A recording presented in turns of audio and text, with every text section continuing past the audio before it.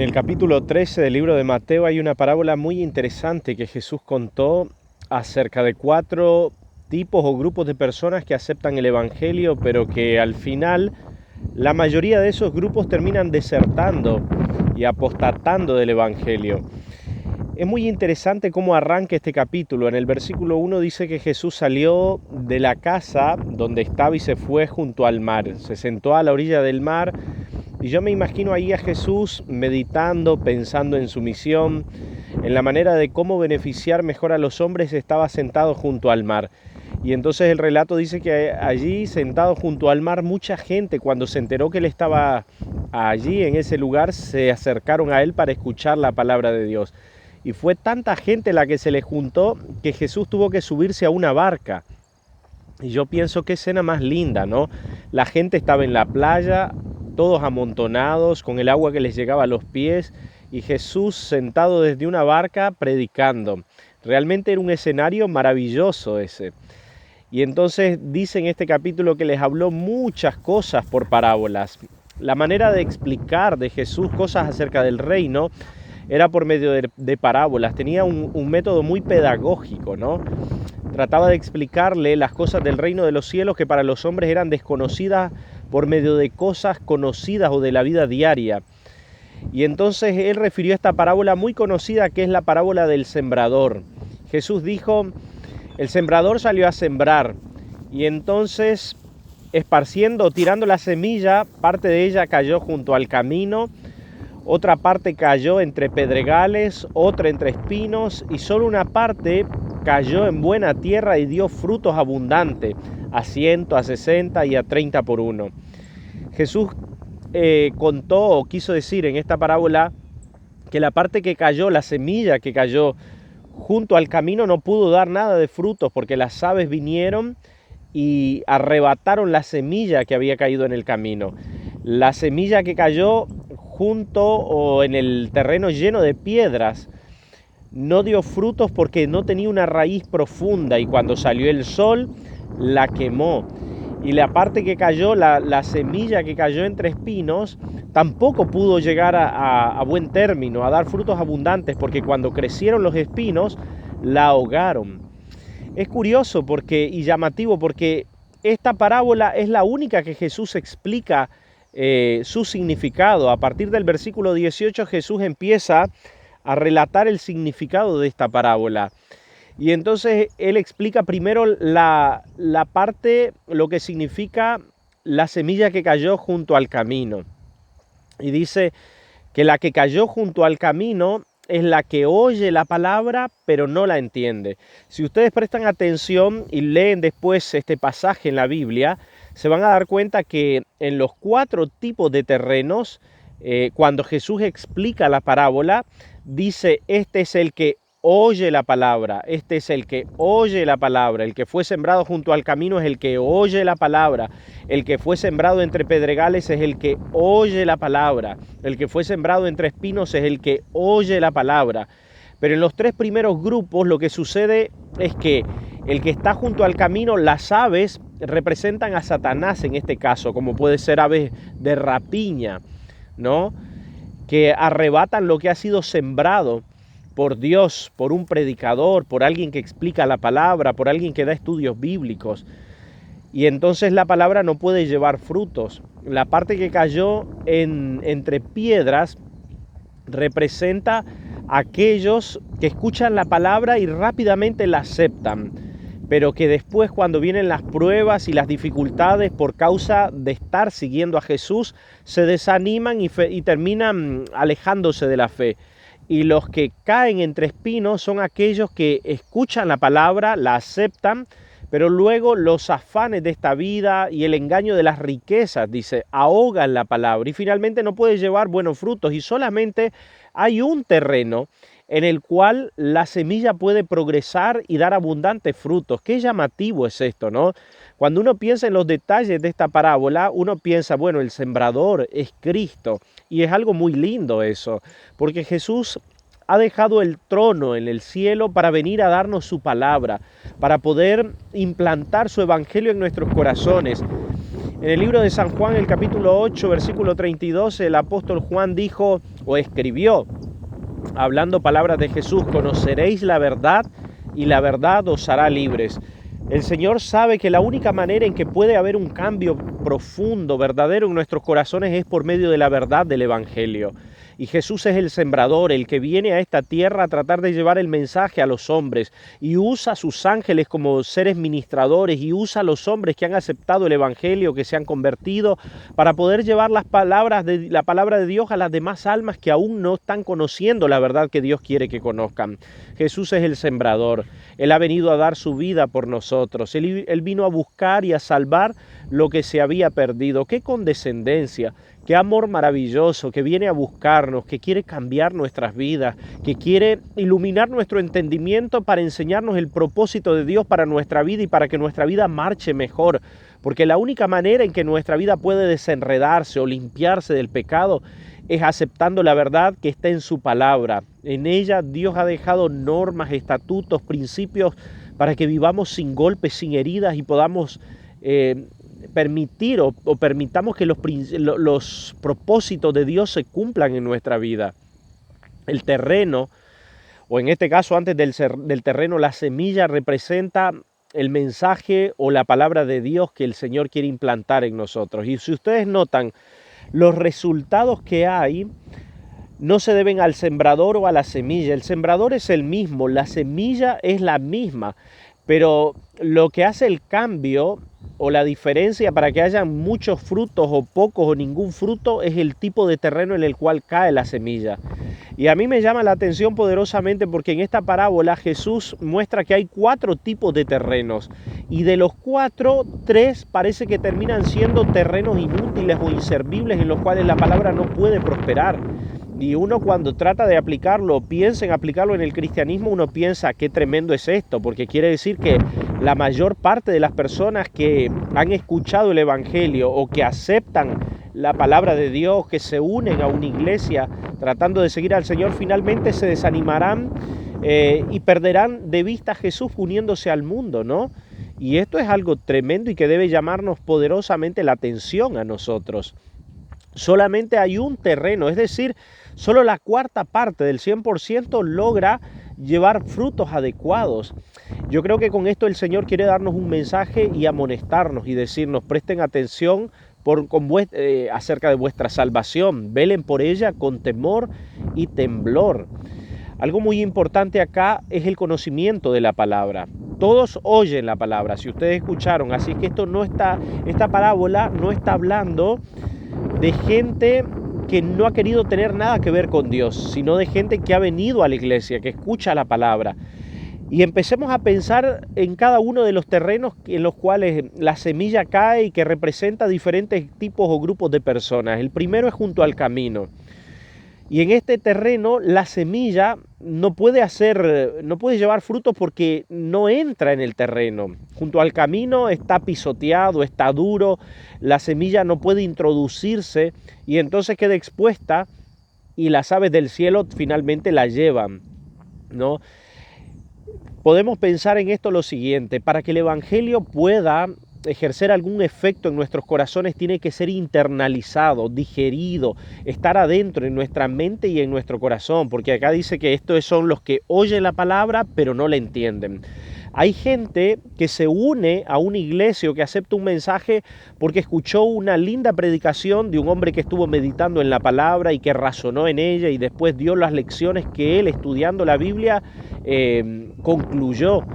Pero la verdad es que nosotros no podemos vivir con alimento prestado en nuestra vida espiritual. Tenemos que aprender a alimentarnos por nosotros mismos, a digerir la palabra, a entenderla. Y lo que el diablo quiere es que nosotros no tengamos un contacto directo con la Biblia y no entendamos lo que Dios quiere decirnos a través de ella. Y trata de 1000 maneras de desviarnos. Venimos y escuchamos la palabra porque alguien nos da un estudio bíblico, porque alguien nos predica, porque vamos a una campaña evangelística, pero luego nosotros tenemos que continuar en nuestras casas escudriñando las Escrituras. Jesús dijo: escudriñen las Escrituras, porque a ustedes les parece que en ellas tienen la vida eterna y son las que dan testimonio de mí. El diablo quiere que seamos ignorantes de la palabra, porque sabe que es la verdad la que nos santifica, porque Jesús dijo, santifícalos en tu verdad, tu palabra es la verdad, y sabe que esa verdad también nos libertará. A veces el diablo se aprovecha de nuestro temperamento, que puede ser un poco inquieto, hiperactivo y que nos cuesta concentrarnos y no tenemos disciplina para sentarnos y abrir la Biblia y estudiarla. Pero si nosotros no estudiamos la Biblia, seremos ignorantes acerca de los propósitos y los requerimientos de Dios para nuestra vida. Cuando finalmente lleguemos al juicio delante de Dios, probablemente podremos decir, esto yo no lo hice porque no lo sabía, pero tendremos tal vez una ignorancia voluntaria, porque la Biblia estuvo a nuestro alcance y no la quisimos estudiar.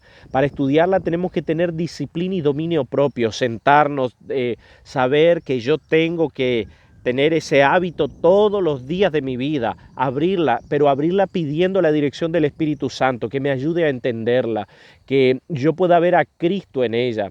La manera más fácil es ir de lo fácil a lo más complejo, porque hay partes de la Biblia que son muy complejas, pero si ustedes piensan, la mayoría de ellas son partes muy sencillas, historias, los salmos, las parábolas que Jesús contó, porque Dios es un ser pedagógico que quiere enseñarnos, es un ser que quiere que la verdad sea sencilla y que pueda ser abrazada por todo el mundo. El Espíritu Santo es nuestro ayudador, pero noten que vivimos también en una época donde parece que nos cuesta a nosotros sentarnos a leer. Nadie quiere leer hoy en día, y en el ejercicio de la lectura hay algo muy especial para que nuestra mente pueda razonar de una manera más profunda, nuestras conexiones sinápticas, nuestra manera de razonar es más profunda, es mayor, podemos percibir la verdad de una mejor manera.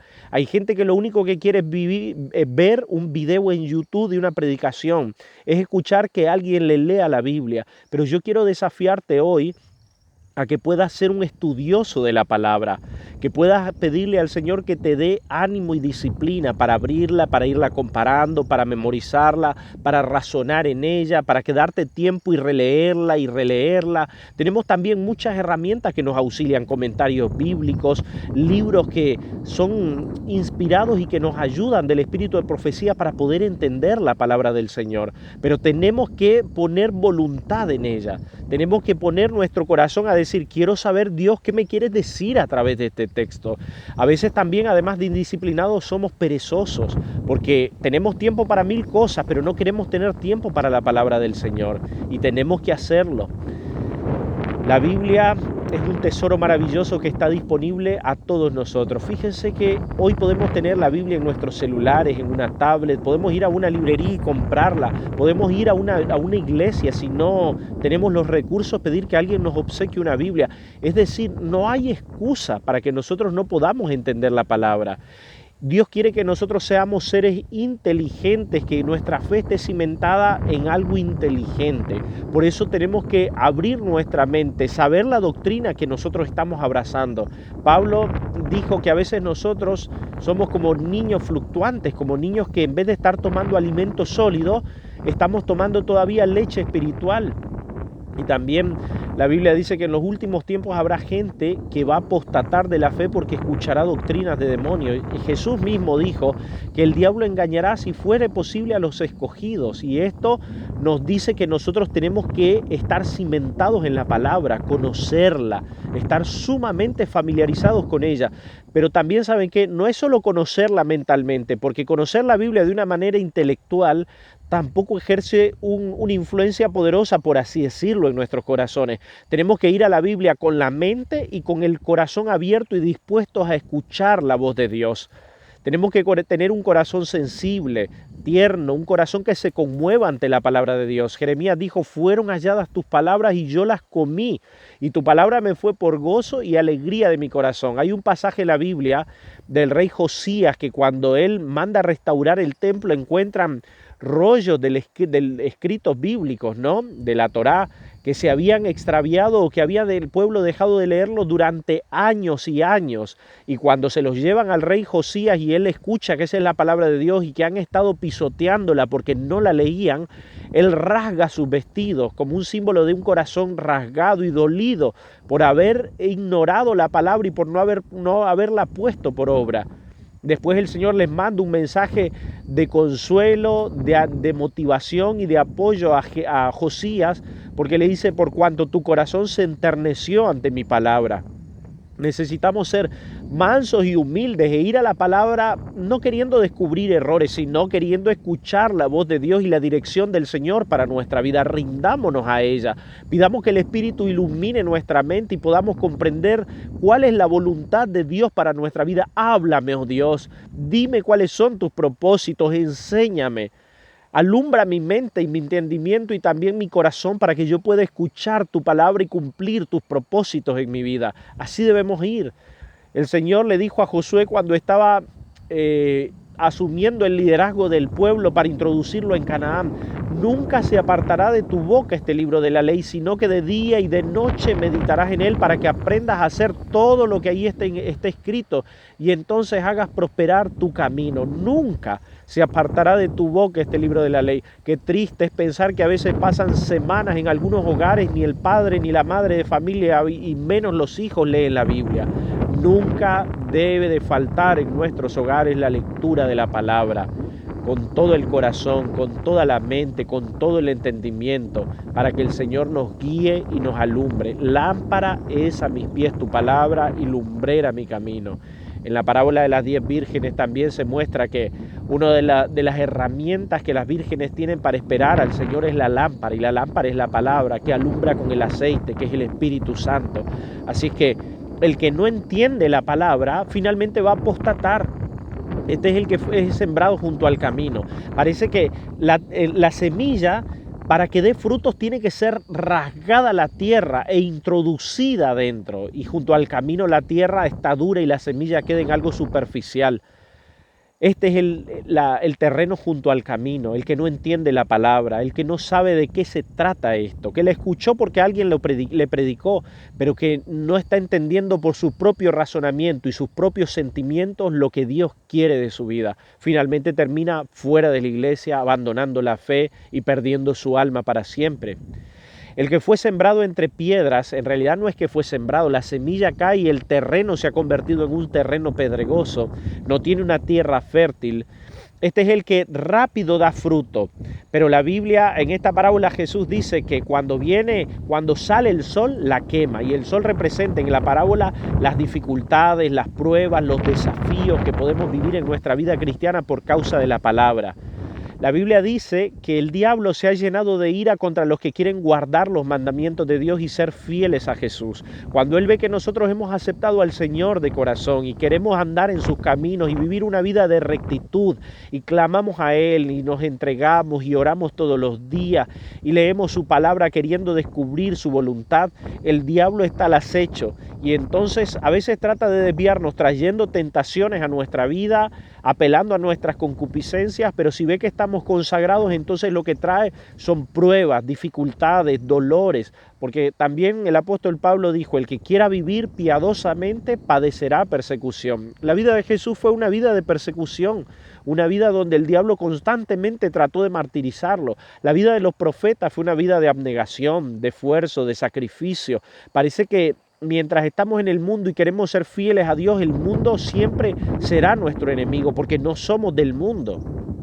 Pero los que son sembrados o el terreno pedregoso representa un tipo de personas que rápido aceptan el Evangelio, se entregan, pero no han pesado lo que implica aceptar el Evangelio, porque escuchan una historia de que si aceptamos a Jesús todo va a marchar bien en nuestra vida y va a ser maravilloso, y después que han aceptado al Señor se dan cuenta que el cristiano también enfrenta desafíos y dificultades y entonces se desanima rápidamente. Cuando las multitudes seguían a Jesús, Él se dio la vuelta y les dijo: el que quiere venir en pos de mí, si alguno quiere seguirme, niéguese a sí mismo, tome su cruz y sígame. El que no deja a su padre, a su madre, a sus hermanos, a sus hijos o a tierra por causa mía, no es digno de mí. El que pone su mano en el arado y mira hacia atrás, no es digno del Evangelio. Jesús parecía que hasta los estaba ahuyentando con estas palabras, pero Él quería que ellos pesaran muy bien lo que implicaba seguir el Evangelio, lo que implicaba entregarse al Señor. A veces podemos en una iglesia querer que multitudes acepten porque nos alegra, es verdad, y a veces hasta medimos nuestro éxito porque se han bautizado muchas personas y eso puede muchas veces llegar a ser un gran engaño. Cuando la iglesia primitiva, por así decirlo, de los apóstoles pasó en el siglo III a ser la iglesia popular de Roma, porque Constantino se convirtió al cristianismo y declaró el cristianismo como la religión oficial del imperio, parecía como una ventaja, pero fue al contrario, porque multitudes por interés, por quedar bien con el emperador, porque se volvió la religión popular, se hicieron cristianos, pero esta gente vino sin estar convertida y en vez de ser un apoyo o una ventaja para el cristianismo, terminó convirtiéndose en una piedra de tropiezo, en un problema para la iglesia.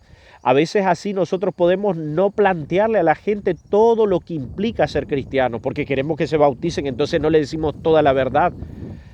Y finalmente cuando la gente se entrega y vienen las dificultades, termina apostatando y a veces la condición postrera termina siendo peor que la primera, que antes de que aceptaran el Evangelio.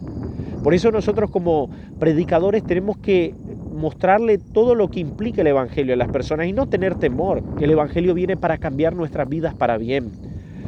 Es verdad que acá se nos presenta que habrán pruebas, pero díganme, si seguimos a Jesús, si nosotros ordenamos nuestra vida de acuerdo a sus mandamientos, si no robamos, no matamos, no mentimos, no adulteramos, honramos a nuestros padres, no vivimos codiciando lo de los demás y hacemos de nuestro Dios el único Dios, dedicándole el tiempo y el día que Él nos manda, tomando su nombre con reverencia y con respeto, ¿no irá mejor en nuestras vidas? Si amamos a nuestros semejantes, si queremos hacerle bien a los demás, si amamos a Dios con toda nuestra fuerza, siempre nos va a ir bien.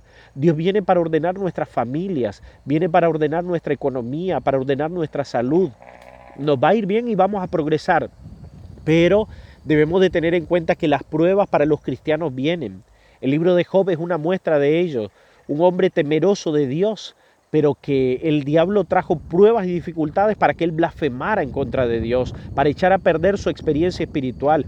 Y esas son las dificultades y las pruebas las que el diablo quiere usar para que nuestra experiencia espiritual se eche a perder, para que blasfememos contra Dios, para que nos llenemos de murmuración, de rencor o de enojo, de amargura.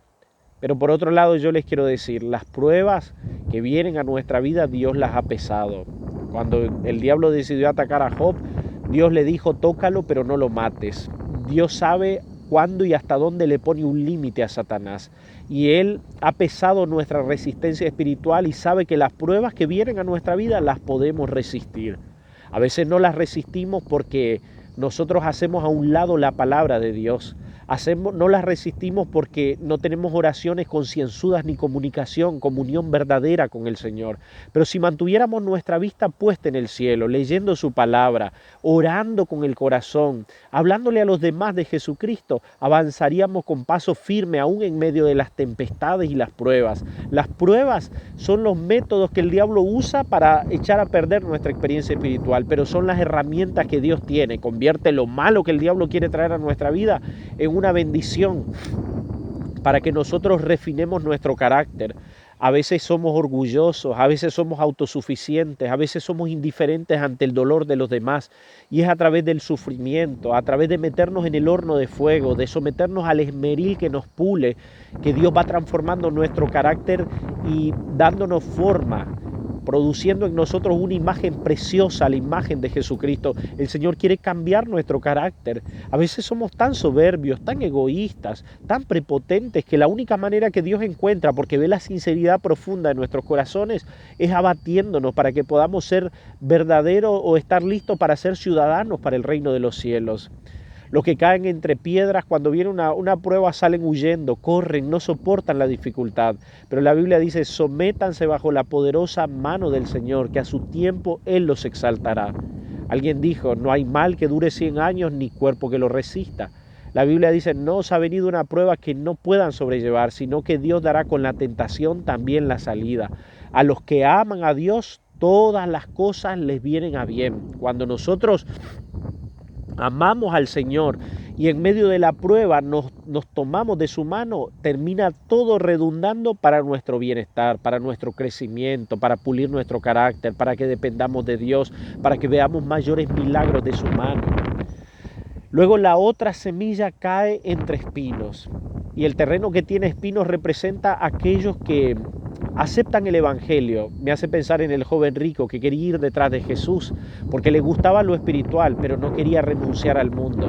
Y hay muchas personas que se sienten atraídas por lo espiritual, por Jesucristo, por lo que presenta el reino de los cielos, pero a la vez quieren vivir también en el reino de la tierra, gozando de lujos, de placeres, de diversiones mundanas. Y a veces ese es un método que el diablo tiene para distraernos.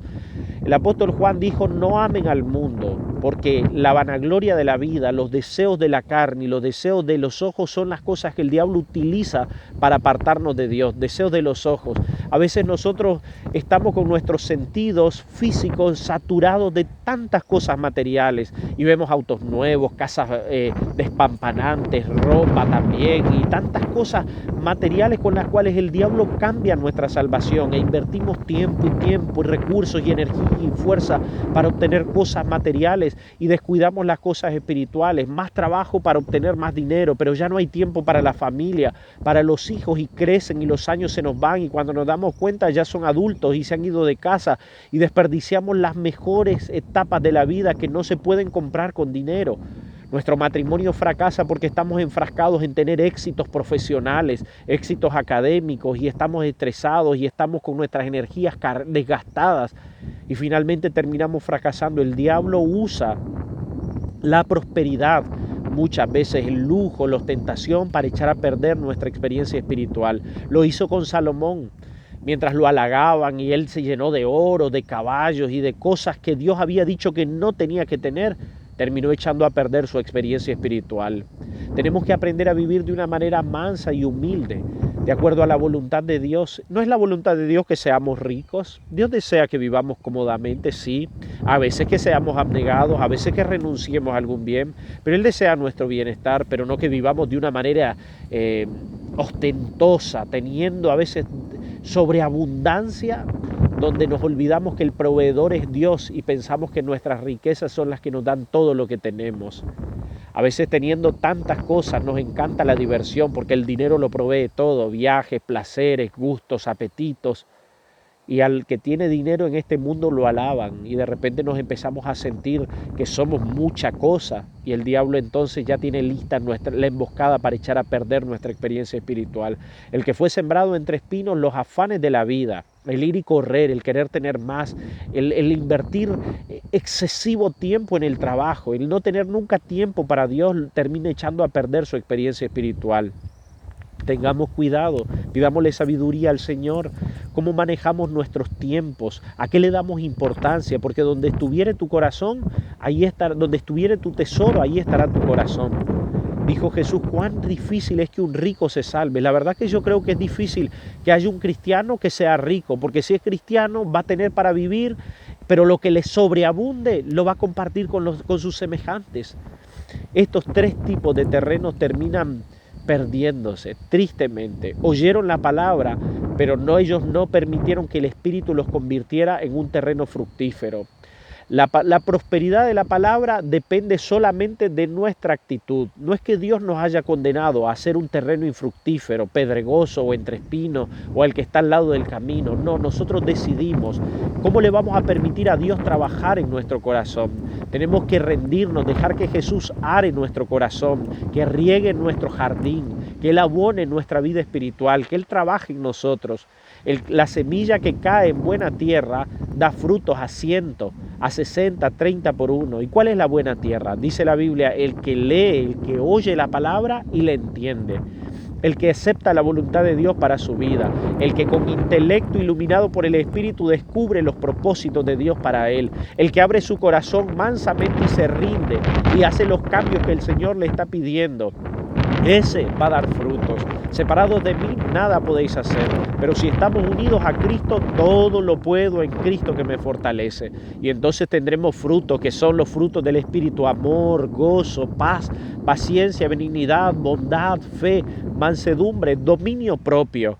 Eso quiere obrar en nosotros. Oh, que seamos terrenos fructíferos, donde la semilla de su palabra dé frutos abundantes, que nuestros corazones puedan estar abiertos para que la palabra se internalice, para que esté grabada en nuestra mente, para que podamos entender lo que Dios tiene para nosotros. Y son ideales altos los que el Señor tiene, porque como son más altos los cielos que la tierra, así son más altos los pensamientos de Dios para sus hijos que nuestros propios pensamientos.